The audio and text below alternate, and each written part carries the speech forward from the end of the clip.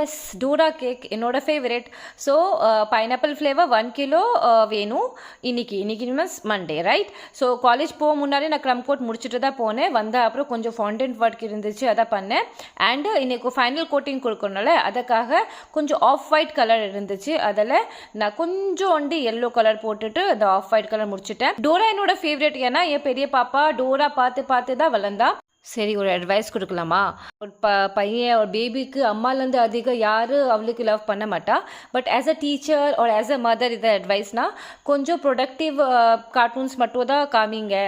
And always encourage டெம் to watch it in English. அப்படின்னா அவங்க நல்லா இங்கிலீஷ் லாங்குவேஜ் கற்றுக்குவாங்க. அதை யூஸ்ஃபுல்லும் இருக்கும், சரியா? And avoid cartoons like Shinchan. So இதை பாருங்கள். அப்போ நம்ம கேக்கை பற்றி பேசலாம். ஓகே, ரிஃபரன்ஸ் பிக் பார்த்தீங்கல்ல, ரிஃபரன்ஸ் பிங்க்லேருந்து நல்லா இருக்குன்னா கண்டிப்பாக ஒரு ஹார்ட் கொடுக்கணும், சரியா? கமெண்ட்ஸில். தேங்க்யூ ஃபார் வாட்சிங். Do follow